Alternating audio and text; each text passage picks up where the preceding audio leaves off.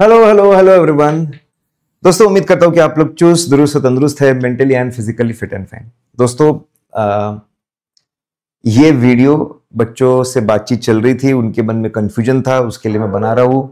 ये किसी को क्रिटिसाइज करने के लिए नहीं है, किसी को ऑफेंड करने के लिए नहीं है। देखिए, आपने सुना होगा हमारे स्पिरिचुअलिटी में मोक्ष अल्टीमेट गोल क्या है किसी भी ह्यूमन बींग का, तो मोक्ष की प्राप्ति, भगवान की प्राप्ति, और उसके अलग अलग रूट्स बोले हुए। कोई बोलता है कि आप अच्छे कर्म करते जाओ, अच्छे कर्म करोगे तो मोक्ष की प्राप्ति होगी। कोई बोलता है कि आप जो नीडी लोग हैं, गरीब लोग हैं, ठीक है, उनकी बहुत ज्यादा आप उनकी मदद करो तो मोक्ष की प्राप्ति होगी। कोई बोलते हैं कि आप समाधि लीजिए, मेडिटेशन करिए तो मोक्ष की प्राप्ति होगी। कोई बोलते भगवान का नाम लीजिए तो मोक्ष की प्राप्ति होगी, एंड सो ऑन। कोई बोलते भक्ति करिए, वही मोक्ष की प्राप्ति। तो अलग अलग तरीके।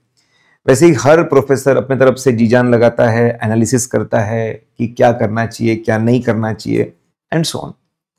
दोस्तों मुझे भी काफी समय हो गया, मैंने इतने समय में काफी सारे बच्चों से इंटरेक्ट किया, टॉप स्कोरर से इंटरेक्ट किया, ये एग्जाम्स को मैंने बदलते हुए देखा है, ट्रेंड्स को बदलते हुए देखा है, एंड सो ऑन। तो मैं कोशिश करूंगा कि मैं आपको पूरा गाइड कर सकूं, क्योंकि यहां पे बच्चों के मन में ये क्वेश्चन है कि सर कीवर्ड क्या होता है। एक बच्चे ने मुझे पूछा कीवर्ड क्या होता है सर। कोई लॉ नहीं है, ये होता है कीवर्ड।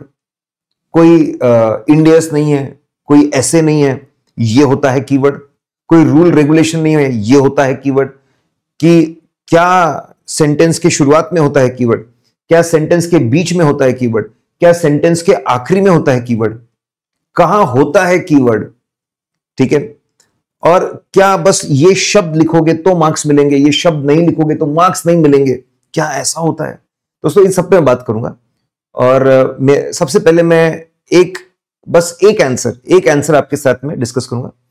मेरे पास में एक सर्टिफाइड कॉपी है, जिनको 90 प्लस जिन्होंने स्कोर किया अभी लेटेस्ट एग्जाम में, उनका पहला क्वेश्चन, ऐसा नहीं कि कोई एक पर्टिकुलर क्वेश्चन, पहला क्वेश्चन, ठीक है, पहला क्वेश्चन मैं आपको पढ़ के बता दूंगा कि क्या उन्होंने लिखा हुआ है और क्या था। बहुत इंपॉर्टेंट रहने वाला डिस्कशन, बहुत ज्यादा इंपॉर्टेंट, ठीक है। दोस्तों मेरा ऐसा मानना है कि जैसे किसी का इंटरव्यू पूरा सुनना पड़ता है ये समझने के लिए कि उन्होंने क्या बोला है और क्या नहीं बोला हुआ है, वैसे ही अगर ऐसे बीच में से एक सेंटेंस, एक लाइन लेके आप नहीं समझ सकते। वैसे ही किसी बच्चे ने आंसर लिखा है, बस उसका एक शब्द या फिर एक लाइन के बेसिस पे बोलना, ये वर्ड नहीं लिखा तूने तो तेरे मार्क्स जीरो हो गए, और तू ये वर्ड लिख देता तो तेरे मार्क्स मिल जाते। जो मुझे लगता है इतना अप्रोप्रिएट नहीं है, थोड़ा एग्जैगरेशन हो जाएगा। मैं बोलूंगा वर्ड्स नहीं, पॉइंट्स, मुद्दे याद होने चाहिए, पॉइंट्स याद होने चाहिए। पॉइंट्स को लिखना पड़ता है, लेकिन एग्जैक्ट वर्ड मैच करना, ठीक है। आइए वो देखते हैं हम लोगों ने कि जिन्होंने 93 स्कोर किया अभी लेटेस्ट एग्जाम में जिन्होंने स्कोर किया, ठीक है, क्या उन्होंने वर्ड टू वर्ड पूरा लिखा था क्या, और क्या कीवर्ड्स उन्होंने लिखे थे क्या, वो हम लोग देखते हैं और पूरा आंसर देखेंगे, पूरा का पूरा, ठीक है। आइए फटाफट वो हो जाएगा दोस्तों। ये अगर मैं बात करूं दोस्तों, तो पहला क्वेश्चन था, और पहले क्वेश्चन में बहुत सिंपल सी बात हुई थी कि सभी सीए फर्म्स के अंदर सिस्टम ऑफ क्वालिटी कंट्रोल होता है अश्योरेंस और रिलेटेड असाइनमेंट के लिए, और जो सिस्टम ऑफ क्वालिटी कंट्रोल होता है इसका रेगुलरली मॉनिटरिंग होना चाहिए। उसमें रेगुलरली मॉनिटरिंग होना चाहिए, उसमें अपग्रेडेशन होनी चाहिए, उसमें अपडेशंस होनी चाहिए, क्योंकि अगर सिस्टम ऑफ क्वालिटी कंट्रोल अच्छा चलेगा तो फर्म में होने वाले जो एंगेजमेंट्स है, जो असाइनमेंट्स है, वो अच्छे से काम करेंगे। दोस्तों मैं मेरे नोट्स में भी मोटा मोटी 4 बातें मैं बोलता हूं बच्चों ने लिखनी चाहिए, और बराबर वो 4 बातें उन्होंने बहुत प्यारी तरीके से लिखी भी है। पहले आप बताइए मॉनिटरिंग का मतलब क्या होता है, what do you mean by monitoring. Monitoring को करने के तरीके होते हैं, मेथड्स ऑफ मॉनिटरिंग के बारे में आप बताइए। इसकी जिम्मेदारी किसको देनी चाहिए वो बताइए। मॉनिटरिंग से आपको पता चला है कि सिस्टम में डेफिशिएंसी है तो उसको दूर करना होता है, उसको ठीक करना होता है, ठीक है, उसको ठीक करना पड़ता है। और अगर आपको पता चला कि सिस्टम कोई फॉलो नहीं कर रहा है, they are not complying with the system, तो फिर उनको पनिश करना पड़ेगा। ऐसी सिंपल सी बातें बोली हुई है। अब देखिए, पहले मैं आपको बता दूं कि सजेस्टेड आंसर में क्या लिखा था। इन्होंने SQC1 का रेफरेंस दिया हुआ है। पहले they have given reference of SQC1 का रेफरेंस है, और फिर उसके बाद में उन्होंने बताया कि इसका मतलब क्या होता है। तो quality control system properly designed है क्या, क्या डिजाइंड है, इज इट इफेक्टिवली इंप्लीमेंटेड, मतलब इज इट ऑपरेटिंग इफेक्टिवली, अच्छे से काम कर रही है, इंप्लीमेंटेशन बराबर है, ये उसका मतलब हो गया। पहले उन्होंने बताया कि मॉनिटरिंग मतलब क्या होता है। रेगुलर बेसिस पे जो भी नए नए डेवलपमेंट्स आते हैं, नए स्टैंडर्ड्स है, लीगल रेगुलेटरी रिक्वायरमेंट है, सिस्टम को अपडेट करना पड़ता है, सिस्टम को अपग्रेड करते रहो, अपडेट करते रहिए, ठीक है। फिर उसके बाद इसकी जिम्मेदारी आप पार्टनर लेवल या एनी अदर पर्सन, क्यों मैं बोल रहा हूं इतना फोर्स, किसी और पर्सन को दे सकते हो, पार्टनर को ही जिम्मेदारी देना जरूरी नहीं है, किसी और को भी दे सकते हो। Sufficient appropriate experience and authority, sufficient appropriate experience भी होना चाहिए और अथॉरिटी भी होनी चाहिए। फिर कंप्लेन्स और एलिगेशंस आते हैं फर्म के अंदर से, फर्म के बाहर से, कि लोगों ने फॉलो नहीं किया सिस्टम को फॉलो नहीं किया, या फिर लॉ रूल्स रेगुलेशन स्टैंडर्ड्स को फॉलो नहीं किया। वो कंप्लेंट्स पढ़नी चाहिए, उसे समझ में आता है सिस्टम कहां पे वीक है, इंप्रूवमेंट में मदद मिलती है।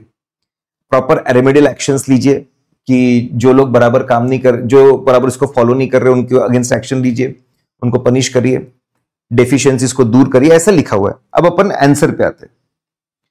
इन्होंने भी SQC 1 का रेफरेंस दिया है, ठीक है दोस्तों। हर बार आंसर अलग अलग लोग बनाते हैं, अलग, बहुत बड़ी टीम है CA इंस्टीट्यूट की, अलग अलग लोग बनाते हैं। कभी कभी आंसर में स्टैंडर्ड्स का रेफरेंस होता है, कभी कभी नहीं होता है।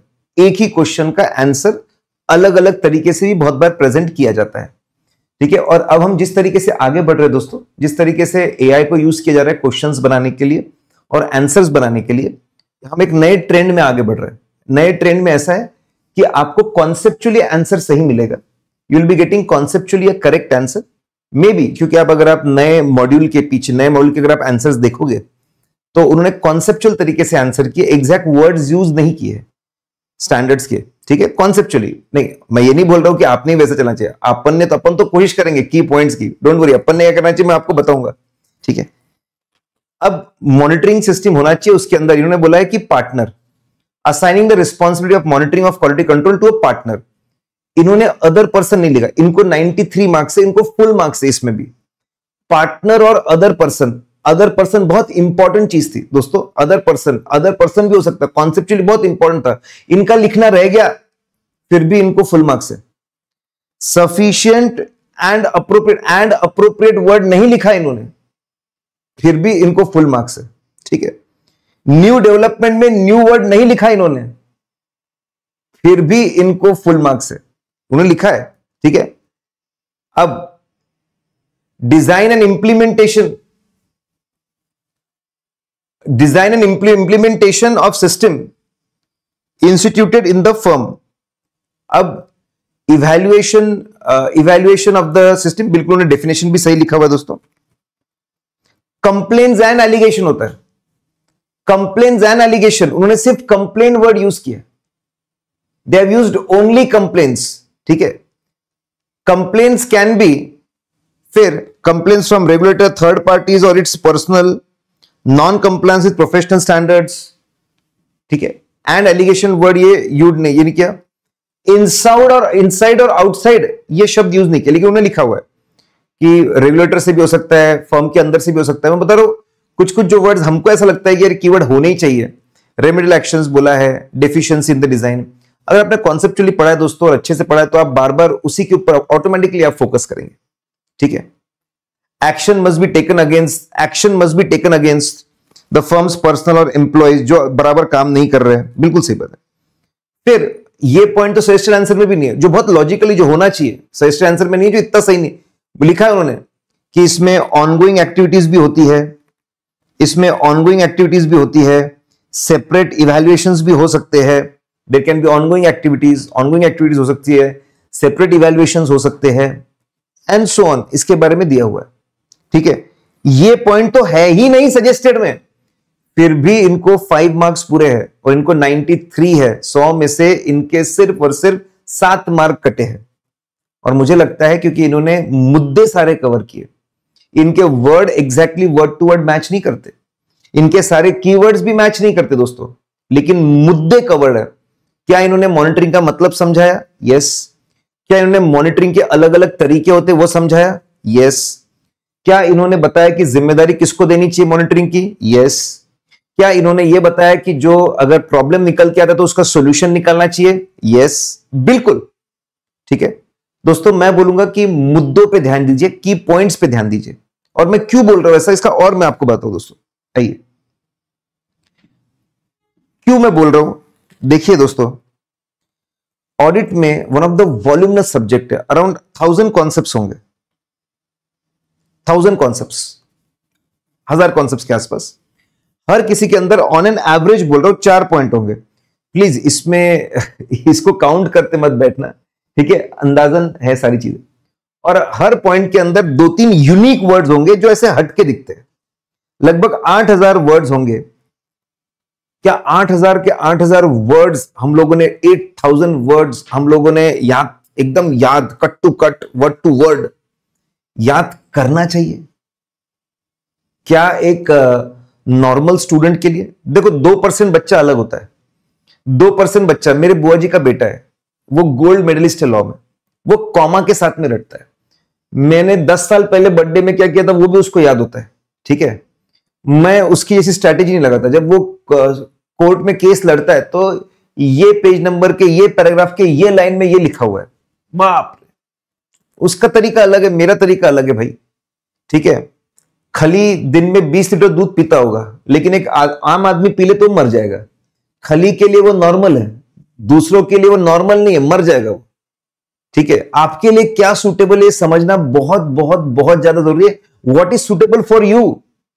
Strategy of one cannot be blindly applied to other. Audit में बार बार सिखाते हैं कि audit strategy and plan should change as per nature of the business, as per nature of business, as per internal control system, as per accounting system, as per the risk involve, it should change. वैसे ही हर बच्चे की अपनी strategy होती है। हम blindly कोई एक चीज को फॉलो नहीं कर सकते। Something is suitable for one may not be suitable for another, ठीक है। अब मैं आपको ऐसी में एक जनरल पूछ रहा हूं दोस्तों, आपको लगता है कि जो एग्जामिनर वो एक सुपर कंप्यूटर है? क्योंकि मैंने भी पेपर्स चेक किए, 30% language match, 40% language match, 50% language match, 60% language match. कैसा सुपर कंप्यूटर होता होगा उनके पास में, या फिर उनके पास में कोई स्पेशल डिवाइस होता होगा? हाँ, 50% लैंग्वेज मैच हो गई, 50% मार्क्स देते हैं, ऐसा होता होगा क्या? मुझे ऐसा लगता है कि वो आंसर पढ़ के मोटा मोटी समझना चाहते। They want to understand the broad points. देखो, ब्रॉड पॉइंट्स की कौन से मुद्दे कवर होनी चाहिए, क्या क्या मुद्दे कवर होनी चाहिए।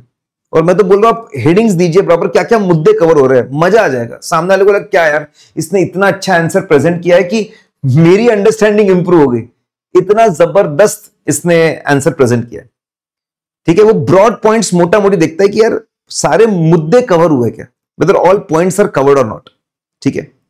लेकिन सर फिर टॉपर्स, हम लोग हर किसी के टॉपर्स के, जितने भी हाई स्कोरर्स है सबके टॉपर्स होते हैं सर, और सब यही बोलते हैं। दोस्तों वो क्या बोल रहे हैं, मैं आप थोड़ा सा अच्छे से इंटरप्रेट करिए।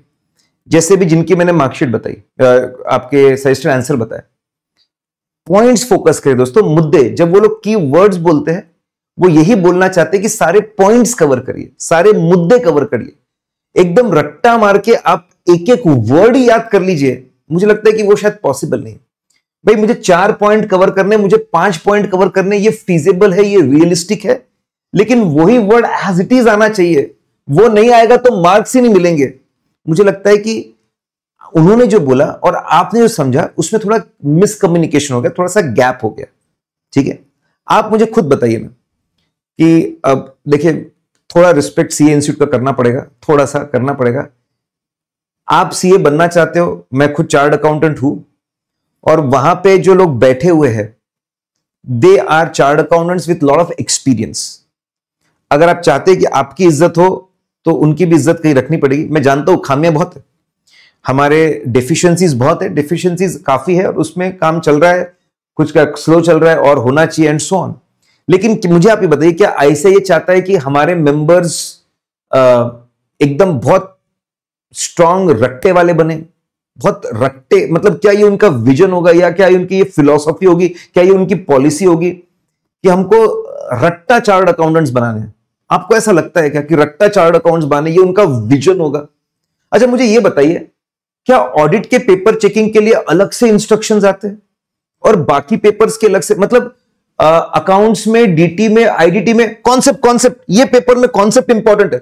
ऑडिट में कॉन्सेप्ट इंपॉर्टेंट नहीं है, वर्ड्स होना चाहिए। आप मुझे थोड़ा सोच के बताइए कि यहां अप्रोच अलग होता होगा, वहां अप्रोच अलग होता होगा। आप थोड़ा सोचिए, क्या ऐसा लगता है आपको? मुझे नहीं लगता कि ऐसा होगा। इनफैक्ट हम जब आगे बढ़ रहे, भी एआई के जमाने में, answers are going to be conceptuals. आपके क्वेश्चन बहुत कॉन्सेप्चुअल, आंसर भी कॉन्सेप्चुअल दोस्तों। आंसर भी हो सकता है आगे जाके आपको, जैसे अभी अगर आप इंस्टीट्यूट का नया मटेरियल देखोगे, उसके जो नए क्वेश्चंस थे, उनके जो आंसर्स थे ना, वो कॉन्सेप्चुअल थे, in the sense exact word to word standard से मैच नहीं हो रहे थे। मैं नहीं बोल रहा ऐसा करो दोस्तों, मैं आपको एक रास्ता बताऊंगा, वो बीच का रहने वाला है। ना इस एक्सट्रीम पे जाइए, ना उस एक्सट्रीम पे जाइए। Extremes are dangerous. कुछ भी याद नहीं रखना ऊपर से, वो भी बेकार है। सब कुछ ही वर्ड टू वर्ड याद रखना एज इट इज, यार यही वर्ड आना चाहिए, वो भी ठीक नहीं है। हाँ, मुद्दे लॉजिकली, कॉन्सेप्चुअली।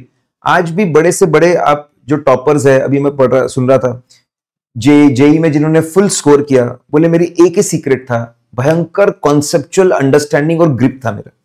इन्होंने जिन्होंने 93 स्कोर किया, मैं उनका इंटरव्यू सुन रहा था, तो बोले कि मैं आर्टिकलशिप में स्टैंडर्ड्स ऑन ऑडिटिंग को लगाता था। I used to apply standards on auditing. मेरा सीनियर मेरे को पूछता था, बता ये स्टैंड के हिसाब से क्या होगा, वो स्टैंड के हिसाब से क्या होगा। बोले मेरा conceptual understanding, conceptual knowledge next level पे था। मैं दिन रात स्टैंडर्ड्स को अप्लाई करता था मेरे आर्टिकलशिप में। इस वजह से मुझे इतने अच्छे मार्क्स मिले। दोस्तों, अगर कुछ ही वर्ड इतने इंपॉर्टेंट होते तो ऐसे क्यों हाईलाइट नहीं करता, ऐसे खुद होके क्यों हाईलाइट नहीं करता? कितना सिंपल हो जाएगा। आप हाईलाइट कर दो, हम भी सिर्फ उस पर फोकस करेंगे, आप भी सिर्फ उस पर फोकस करो, वो मिले तो मार्क्स मिलेंगे। बच्चों के लिए अच्छा, आपके लिए अच्छा, एग्जामिनर के लिए तो और भी अच्छा, कि बस ये शब्द है, ये शब्द है, यही शब्द आने चाहिए और कुछ आना ही नहीं चाहिए। ठीक है। और दोस्तों, ये कीवर्ड्स वाली बात नहीं है। पिछले 3-4 सालों में ये कॉन्सेप्ट है कि बस आप इन चीजों पे ध्यान दीजिए, ये वर्ड्स पे ध्यान दीजिए, ये लिख कर आइए और आपको मार्क्स मिल जाएंगे। देखो, सबकी अपनी सोच है। मैंने बोला मोक्ष की प्राप्ति सबको चाहिए, सबकी अपनी सोच है। मेरा यह मानना है दोस्तों, 2 अप्रोचेस है। If you are a person who is gifted with exceptional memory, मुझे लगता है 100 में से 9, ठीक है, 5% ऐसे दोस्त ऐसे होते हैं, आपने पूरा एज इट इज, पूरा का पूरा मॉड्यूल एज इट इज याद रखने की कोशिश करनी चाहिए। और होते हैं ऐसे बच्चे, और उन्हें यही करना चाहिए। अगर उनका अप्रोच अगर ये मानता है कि मुझे ऐसा ही करना है लाइफ में, तो बिल्कुल ऐसा ही करिए आप। ठीक है। 5% जो बच्चे होंगे उनके लिए पॉसिबल है, इट इज पॉसिबल। बहुत टाइम कंज्यूमिंग होता है। जिस चीज को समझने को और याद करने के लिए सपोज आधा घंटा लगना है, रटने के लिए वही चीज आपके 2 घंटे लेगी, 3 से 4 गुना ज्यादा समय लगेगा। आप बहुत जल्दी भूल जाते। आप सोच के देखिए, कोई फॉर्मूला आपको लॉजिक के साथ पूरा पता है और कोई एकदम आपने रट्टा मारा है, कौन सा ज्यादा याद रहेगा? कुछ समय के अंदर वो भूल जाते हैं। रिवीजन में बहुत समय लग जाता है, क्योंकि आपको बस वर्ड ही वर्ड आना चाहिए, उस पर आप ध्यान दे रहे हैं, और 1.5 दिन में तो रिवीजन ही नहीं हो पाती।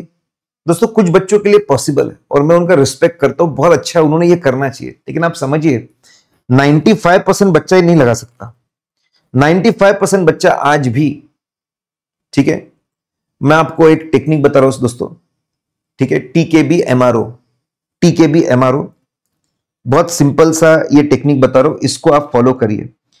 मेरा बेटा है, ठीक है, he is in 8th class, तो उसके मतलब जो बात मैं मेरे बेटे को बोलता हूं वो मैं आपको बोल रहा हूं। ऐसा नहीं है कि आपको कुछ मैं अलग से बोल रहा हूं, उससे मैं चाहता हूं कि मेरा बेटा जो फॉलो करे वो मैं आपको बता रहा हूं। I will not say anything जो मैं मेरे बच्चे को एडवाइस नहीं कर सकता, मैं आपको भी एडवाइस कभी नहीं करूंगा। एंड इनफैक्ट अगर मैं मेरे पूरे दिल से चाहता हूं कि वो इसको फॉलो करे, ठीक है, वही मैं आपको बोल रहा हूं। थिंक, कोई भी कॉन्सेप्ट वीडियो देखने से पहले, हमारे वीडियोस कुछ भी देखने से पहले थोड़ा सोचिए ना उसके बारे में, आपको क्या पता है। जब तक आपके दिमाग के न्यूरॉन्स खुलेंगे नहीं, तब तक आप चीजों को समझ नहीं पाएंगे, याद नहीं कर पाएंगे। नॉलेज पे फोकस करिए, थोड़े देर के लिए सब भूल जाइए और ये बोलिए कि बोलना क्या चाहता है, क्यों बोलना चाहता है और क्या बोलना चाहता है, कॉमन सेंस से क्या बोलना चाहते हैं, उस पर ध्यान दीजिए। फिर आप आइए ब्रॉड पॉइंट्स पे कि भाई मुझे, जैसे मैंने यहां पे, मुझे मीनिंग समझाना है, मॉनिटरिंग के तरीके मुझे समझाने हैं, जिम्मेदारी किसको देना है वो समझाना है। मॉनिटरिंग में 2 प्रॉब्लम निकल सकते हैं, या तो सिस्टम की डेफिशिएंसी या फिर लोग उसको फॉलो नहीं कर रहे, नॉन कंप्लायंस, मुझे उसके बारे में बताना है। मुझे 4 चीजों के बारे में बताना है। I want to focus on 4 things, broad points. Memorise करने के टेक्निक्स होते हैं दोस्तों, मेमोराइज करने के टेक्निक्स होते हैं दोस्तों। हमारे भी पूरे बुक्स में, चार्ट बुक में हर कॉन्सेप्ट में हेडिंग्स दिए हुए कि ये मुद्दे पे फोकस करना है, बाकायदा बोल्ड किया हुआ है कि ये जो इंपॉर्टेंट चीज है इस पे ध्यान दो, ठीक है। और तरीके दिए रहते हैं वहां पे, हम भी बोलते हैं, लेकिन आप एग्जैक्टली याद करोगे जरूरी, मतलब हो सकता है 50% याद रहे, 50% ना रहे, लेकिन मुद्दे लॉजिकली आपको पता होने चाहिए। आप इसको रेगुलरली रिवाइज करिए। और ओन लैंग्वेज दोस्तों, अगर आपने कॉन्सेप्चुअली पढ़ा है ना तो सही शब्द आ जाएंगे। मॉनिटरिंग को मॉनिटरिंग नहीं बोलोगे तो और क्या बोलोगे यार? मॉनिटरिंग को मॉनिटरिंग ही बोलना पड़ेगा। रिस्क ऑफ मटेरियल मिसस्टेटमेंट को रिस्क ऑफ मटेरियल मिसस्टेटमेंट ही बोलना पड़ेगा। एम्फेसिस ऑफ मैटर पैराग्राफ को एम्फेसिस ऑफ मैटर पैराग्राफ बोलना पड़ेगा। सिस्टम ऑफ क्वालिटी कंट्रोल को सिस्टम ऑफ क्वालिटी कंट्रोल ही बोलना पड़ेगा। कंप्लेंट एलिगेशंस को कंप्लेंट एलिगेशंस ही बोलना पड़ेगा भाई। इसको और क्या बोल सकते हो आप? जो टेक्निकल वर्ड होते हैं ऑडिट के, और टिपिकल वर्ड्स होते हैं, और बुक्स के अंदर होते हैं, वो हाईलाइटेड होते हैं, वो अपने आप आते हैं दोस्तों। मैं हर बार 2nd रैंक होल्डर हो, 9th रैंक होल्डर हो, ठीक है, जिसने 85 प्लस स्कोर किया हो, सबके इंटरव्यू देखे, 90 देखे, मैं उनको पूछता हूं कि भाई तू वर्ड टू वर्ड याद कर गया था? कि बोले नहीं सर, पॉसिबल नहीं है। मेरे पास मुद्दे थे, की पॉइंट्स। दोस्तों एक मतलब बड़ा बदलाव, वर्ड के जगह की पॉइंट्स, मुद्दे, ब्रॉडली कौन से मुद्दे हैं, मुद्दों पे ध्यान दीजिए। वर्ड अपने आप आएंगे, वर्ड अपने आप आएंगे। अगर आप कॉन्सेप्चुअली स्ट्रांग है तो वर्ड अपने आप आएंगे दोस्तों। अगेन मैं सिर्फ इसमें बोल जाता हूं कि एक्सट्रीम पे मत जाइए, don't be in any extreme, ठीक है। आप एक बीच का रास्ता चुनिए, मुद्दों पे ध्यान दीजिए, और वर्ड्स अपने आप आपके अच्छे वर्ड्स, क्वालिटी वर्ड्स, अच्छी लैंग्वेज निकल कर आएगी, और ये लॉन्ग टर्म तक आप याद रखोगे, ठीक है। एक बार पढ़ा आपने, कुछ दिनों तक याद होगा, बिना सोचे समझे। अगर आप माइंडलेसली सिर्फ वर्ड्स के पीछे भागेंगे तो नहीं हो पाएगा। और मैंने अभी आपको, जिन्होंने 93 स्कोर किया, उनकी मैंने आपको कॉपी बताई, ठीक है। और मैं दोनों भी उनकी कॉपी बता रहा हूं, उसको और आप देखिए अच्छे से, यू सी, एक एक आंसर मैच करिए। मैं बोल रहा हूं खुद करिए ना, एक एक बार पूरा मैच करके देखिए कि उन्होंने क्या लिखा है और आपने क्या लिखा है, ठीक है। आई होप इससे आपको एक क्लैरिटी मिली होगी, और इसको बहुत पॉजिटिव लीजिए। आप कमेंट करिए आप क्या सोचते हैं इस बारे में, ठीक है।